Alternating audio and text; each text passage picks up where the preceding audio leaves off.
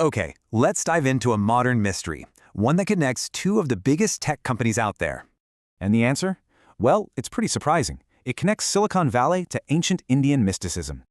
Turns out Steve Jobs and Mark Zuckerberg were both guided by the very same Indian spiritual guru.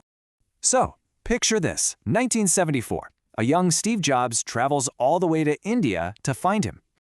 Years later, Jobs told a struggling Mark Zuckerberg to visit that exact same place. Incredible, right? So who was this guru? To his followers, he wasn't just a man, he was something else entirely. People told stories of incredible miracles, things like reading minds and even being in two places at once. Okay, one of the most famous stories is about something called the bulletproof blanket.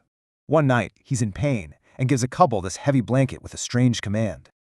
Then, about a month later, their son, a soldier, comes back from the war with this wild story. He said that on that exact night, every single enemy bullet just missed him completely. And they understood Baba had somehow taken those bullets into the blanket, saving their son's life. So, before all the miracles, who was he?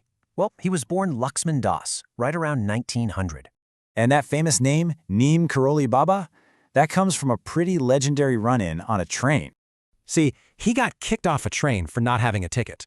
But then, the train just wouldn't move. He agreed to get back on, but on one condition. They had to build a station right there. And they did it. The village got its station, and from then on, he was Neem Karoli Baba. So, where did all this power supposedly come from? For him, it was all about bhakti yoga. He was a huge devotee of Hanuman, which many believe gave him these siddhis, or spiritual powers. But get this, he was super humble. He'd always say, "I'm just an ordinary man." His legacy lives on today at the Kainchi Dham Ashram, which still draws seekers from all over.